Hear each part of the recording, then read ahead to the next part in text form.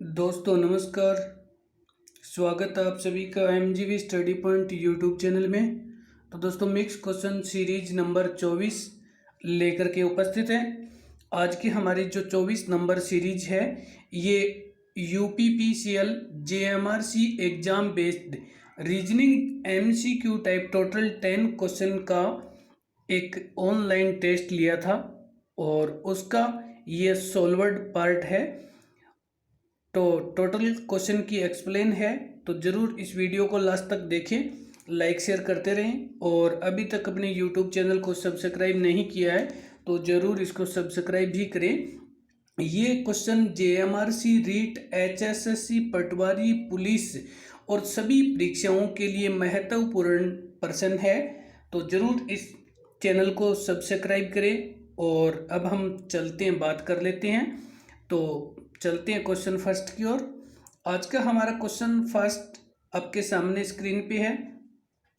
Question first में यदि P का सूचक भाग, Q का सूचक गुणा, R का सूचक प्लस यानी जोड़ और S का सूचक माइनस यानी घटाव है तो इसका मान क्या होगा, हमें इसका मान ज्ञात करना है। तो आइए सबसे पहले तो हम ये देखते हैं कि यहाँ हमारे पास जो क्वेश्चन में दिए गए हैं कि अगर P आ जाए तो वहाँ पर आपको भाग करना है P की जगह, और जो Q आ जाए तो Q की जगह आपको गुणा का चिन्ह करना है।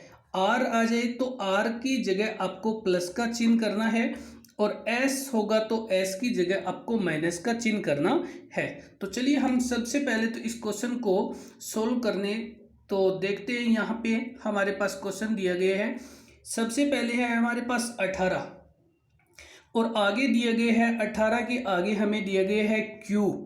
तो जो Q का मान, तो यहाँ पे सबसे पहले दिए गए 18, फिर Q और Q का मीन है यहाँ पे गुणा करना, और आगे हमारे पास है 12, फिर आगे P, जो P का मान है भाग करना, और आगे हमारे पास है 4, उसके बाद में R का मीन्स है जोड़ करना, तो यहाँ पे प्लस का साइन, और आगे 5 है, फिर आगे हमारे पास S का मीन्स है माइनस करना, और ये 6। अब हमें क्या करना है कि सबसे पहले भाग की विधि करनी है कि ये बोर्ड मास होता है। सबसे पहले ब्रैकेट ऑफ करो, ब्रैकेट के बाद में डिवाइड के बाद मल्टीपल और मल्टीपल के बाद में ऐड और लास्ट में सबट्रैक्ट।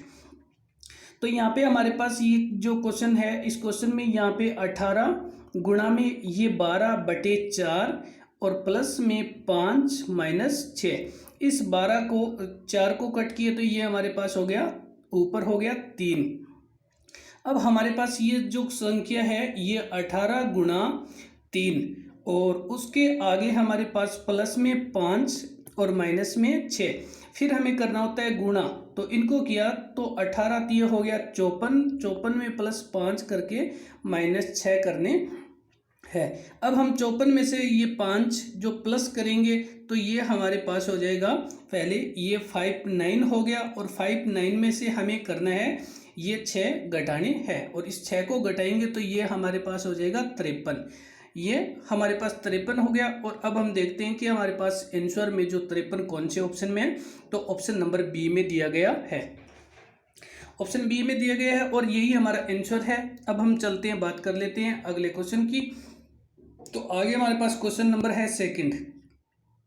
क्वेश्चन सेकंड में कि यदि STOVE का कोड EVOTS है तो CANDLE कैंडल का कोड जो कि यहाँ पे ELDNAC है, तो REPORT का कोड क्या होगा। कि स्टॉप का कोड है वो EOTS है और कैंडल का ELDNAC है, तो रिपोर्ट का कोड क्या होगा। तो सबसे पहले तो हमें यहाँ पे देखने से पता चलता है कि ये जो कोड दिए गए हैं यहाँ पे पहला है STOVE स्टॉप। तो इसको हम स्टार्ट करते हैं, तो यहाँ पे इसने क्या किया है, पहले E के बाद में V और T और S, यहाँ से लास्ट से स्टार्ट किया है कि प्रत्येक जो लास्ट अंक है उसको आगे जो रखा गया है कि यहाँ पे पहले E फिर V फिर O फिर T फिर S। और इसी प्रकार से आगे जो हमारे पास CANDLE जो कैंडल है, तो इस कैंडल से स्टार्ट किए, ई से स्टार्ट किए कैंडल को, कि लास्ट ई के बाद में एल के बाद में डी के बाद एन के बाद में ए और लास्ट में सी, कि इस प्रकार से कि जो अंतिम अक्षर है उसको पहले लिखा गया है और आगे करके इस प्रकार से लिखा गया है। तो इस प्रकार से अब हम लिखेंगे आगे जो हमारे पास है REPORT रिपोर्ट। तो सबसे पहले हम लिखेंगे टी के बाद लिखेंगे आर के बाद लिखेंगे ओ के बाद में लिखेंगे पी के बाद में ई और ई के बाद लिखेंगे आर, यानी इस प्रकार से कि जो लास्ट वर्ड और लास्ट चलेगा। तो अब हमारे पास यहाँ पे TROPER ये कौन से में है ये हमें देखना है, और यहाँ पे हमारे पास जो TROPER और ये ऑप्शन हम देखते हैं किस में दिए गए हैं। तो हमारे यहाँ पे TROPER ऑप्शन नंबर ए में दिया गया है। ऑप्शन नंबर ए हमारा आंसर है TROPER। और अब हम चलते हैं, बात कर लेते हैं अगले क्वेश्चन की। तो आगे हमारे पास क्वेश्चन नंबर है थर्ड। क्वेश्चन नंबर थर्ड में TRPN और आगे इंटरोगेटिव साइन की जगह में विकल्प में से सही अक्षर कौन सा आएगा। तो आपको यहाँ पे प्रश्नवाचक चिन्ह की जगह पे कौन सा आएगा तो ये देखना है। ये देखने के लिए हमें सबसे पहले तो इनको देखना है कि यहाँ पे हमारे पास लिखा हुआ है टी, और टी के बाद में यहाँ पे आर के बाद में पी और पी के बाद में एन और एन के आगे इंटरोगेटिव साइन है। अब हम देखते हैं कि यहाँ पे हमारे पास ये किस प्रकार से लिखा गया है। तो अगर इसको हम लिखें तो ये क्वेश्चन में यहाँ पे हम देखेंगे कि सबसे पहले ये टी के बाद में एस के बाद में आर के बाद में Q P O N M और एल, ये इस प्रकार से जो है यहाँ से। तो सबसे पहले अगर हम बात करें टी के बाद में एस को छोड़ करके आर लिया गया है, आर के बाद में यहाँ पे क्यू को छोड़ करके पी लिया है, पी के बाद में ओ को छोड़ करके एन लिया है और एन के बाद एम को छोड़ करके एल लिया गया है। तो यहाँ पे देखने से पता चलता है कि एक एक अक्षर छोड़ करके आगे वाला अक्षर लिया गया है। और अब हमारे पास यहाँ पे एन है, एन के बाद में एम को छोड़ दिया गया है और एल लिया गया है हमारा आंसर।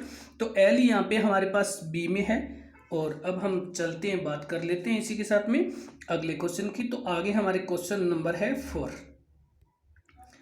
क्वेश्चन नंबर 4 में कि दिए गए विकल्पों में से संबंधित अक्षर समूह चुनिए। आपको क्या करना है कि यहाँ पे विकल्प दिए गए हैं उसमें से समूह में से कौन सा संबंधित है वह चूज करना है। तो आइए सबसे पहले तो हम इस समूह का पता लगाते हैं कि पहले दोनों का संबंध क्या है, उसी प्रकार से जो प्रश्नवाचक चिन्ह के साथ संबंध होना चाहिए। तो अब यहाँ पे हमारे पास ये जो क्वेश्चन है इसमें हमारे पास एक साइड में 15 है और एक साइड में ये 32 है। अब हम बात करें कि इस 15 का 32 में भाग दे, 32 में भाग दें तो इसमें भाग देने पर यहाँ पे हमारे पास 2 बार भाग चला जाता है और 2 ही शेष बचता है, 2 हमारे पास जो कि शेष बचता है। तो अब हमें क्या करना है कि इस 15 को, यहाँ जो 15 दे रखा है, इस 15 को 2 से गुणा करके 2 प्लस किए गए हैं तो ये हो गया हमारे पास 15 दुए 30 और 2 जो प्लस किए हैं तो ये 32 हो गया। इस प्रकार से कि 15 को 2 से गुणा करो और 2 ही जोड़ दो। तो अब हम आगे क्या करेंगे कि आगे हमारे पास यहाँ पे है 32, तो इस 32 को हम 2 से गुणा करके 2 प्लस कर देंगे। तो 32 को 2 से किया तो 32 दुए 64 और 64 में 2 जोड़ दिए तो ये हमारे आगे 66। अब हम देखते हैं कि हमारे पास 66 कौन से नंबर में आंसर में है। तो ऑप्शन ए में 66 है कि 2 से गुणा करके उसको 2 से गुणा करो, 2 से गुणा करके प्लस 2 करना है, यानी जो भी संख्या दे रखी है उस संख्या को 2 से गुणा करके 2 प्लस करना है।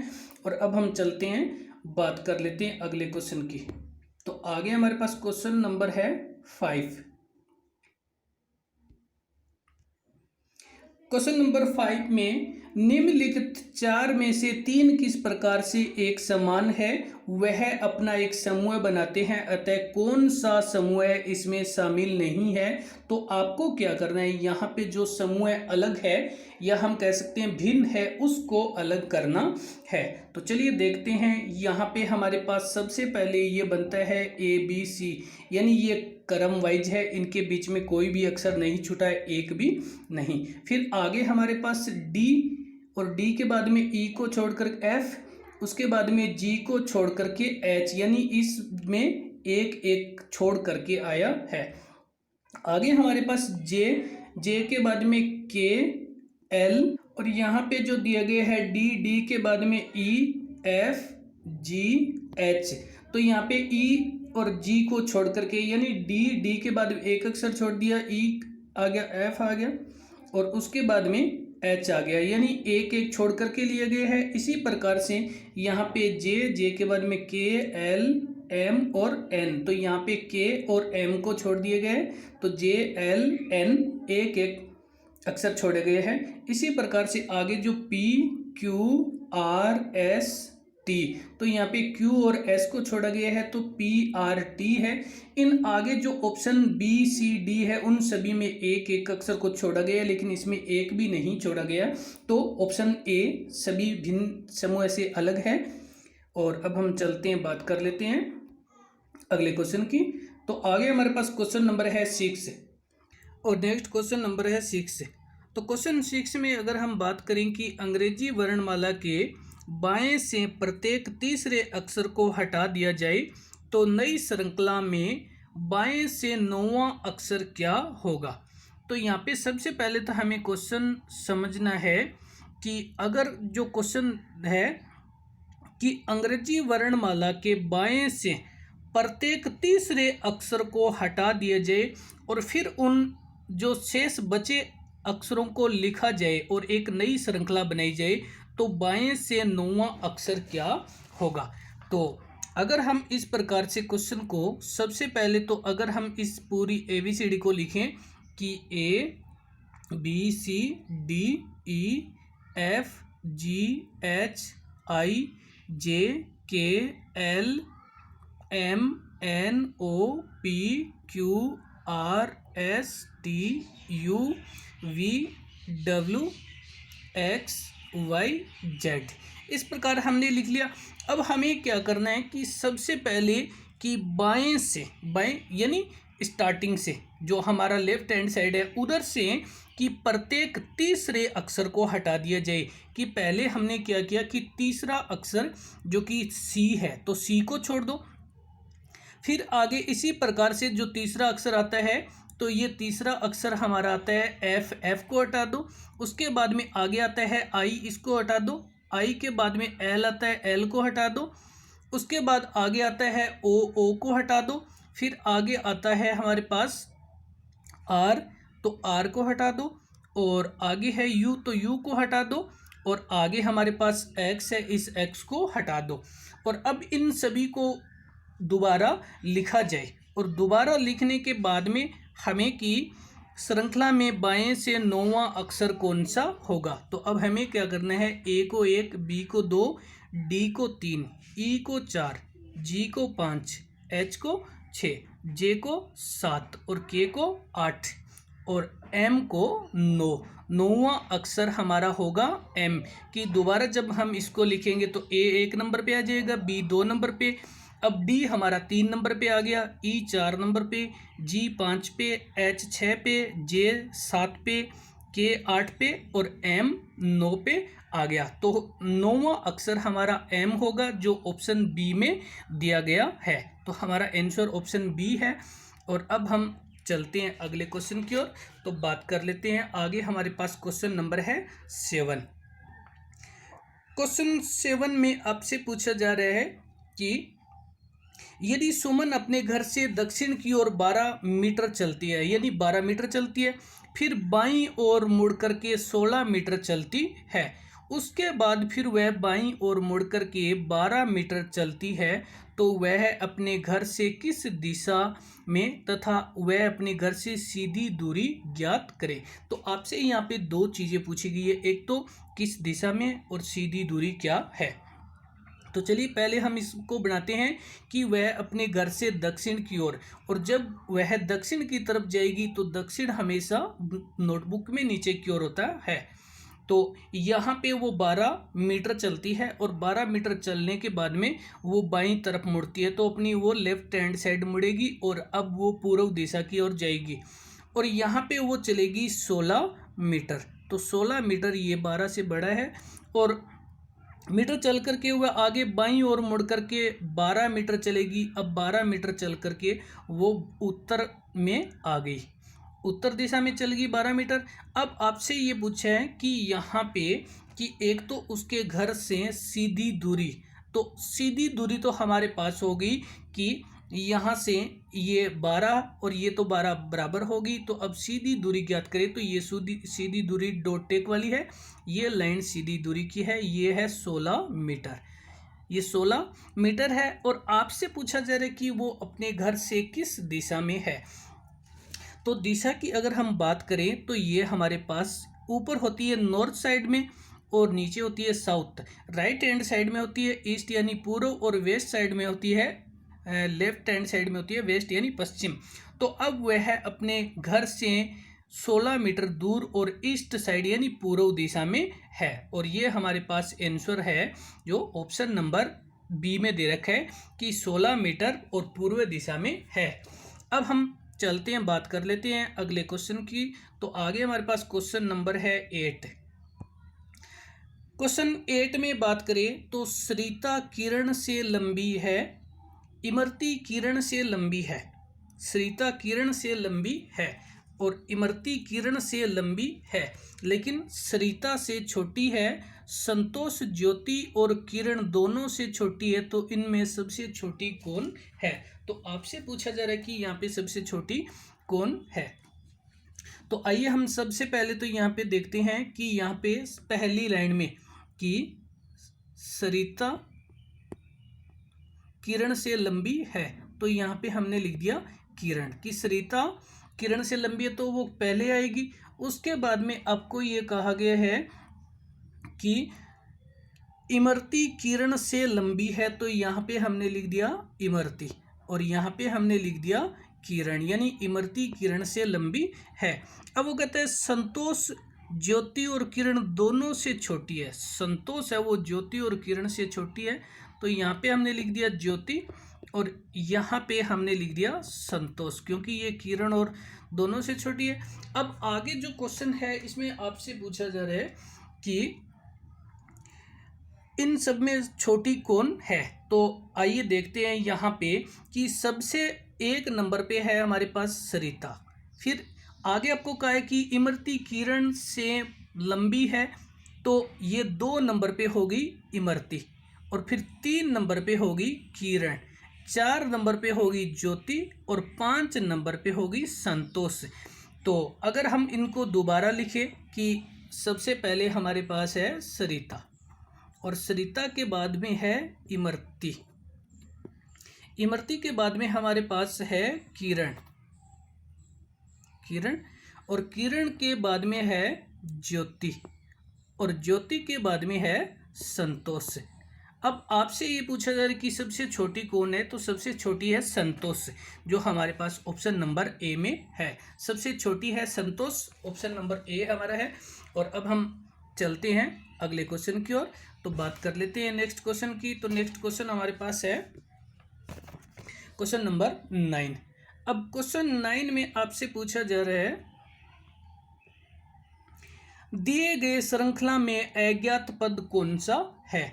आपको एक श्रृंखला दी गई है और इस श्रृंखला में आपको अज्ञात पद पूछा जा रहा है। तो आइए पता करते हैं कि इसमें अज्ञात पद कौन सा है। तो यहाँ पे सबसे पहले हमें दिया गया है डी, डी के बाद में ई को छोड़ करके एफ लिया गया है और एफ के बाद में आगे एफ और एफ के बाद में जी, एच, 2 छोड़ करके लिया गया है आई, आई के बाद में जो जे के एल और ये 3 छोड़ करके एम लिया गया है, और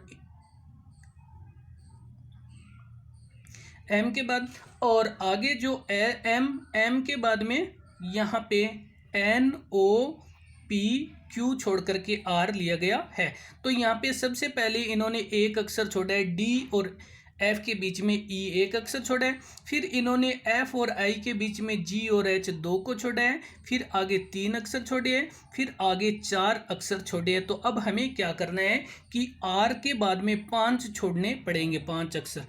तो आगे हमें जो कि आर के बाद में हमें 5 अक्षर छोड़ने पड़ेंगे, तो एस टी यू वी और आगे हमारे पास है यू वी और डब्ल्यू। तो यहाँ पे ये 5 हमारे पास हो गया। अब हमारे पास यहाँ पे आगे बनता है एक्स बनता है, क्योंकि सबसे पहले इन्होंने 1 छोड़े हैं, फिर 2, फिर 3, फिर 4 और फिर 5। अब 5 अक्षर छोड़ने के बाद में आता है एक्स, और ये हमारे पास ऑप्शन नंबर बी में है। तो यहाँ पे आ जाएगा एक्स, क्योंकि डी के बाद में 1, एफ के बाद में 2, आई के बाद में 3, एम के बाद में 4 और आर के बाद में 5 अक्षर छोड़ करके आगे वाला अक्षर लिया है, और आगे हमारे पास अक्षर जो आता है एक्स आता है। यही हमारा आंसर है। अब हम चलते हैं, बात करते हैं अगले क्वेश्चन की। तो आगे हमारे पास क्वेश्चन नंबर है 10। क्वेश्चन 10 में दी गई श्रृंखला में प्रश्नवाचक चिन्ह के स्थान पर कौन सा अंक आएगा। तो यहाँ पे आपसे ये पूछा जा रहा है कि इसमें प्रश्नवाचक चिन्ह की जगह पे कौन सी श्रृंखला आएगी। तो अब हम श्रृंखला को देखते हैं कि सबसे पहले तो हमारे पास ये जो दी गई श्रृंखला है उसका संबंध क्या बनता है। इन दोनों को अगर हम देखें तो दोनों में अंतर ज़्यादा है और आगे भी अंतर है। इट मीन्स ये घटाव तो नहीं होगा। लेकिन यहाँ पे हम एक देख सकते हैं कि ये हमारे पास 81 है, और 81 में अगर हम 27 का भाग देते हैं तो 3 पे जाता है।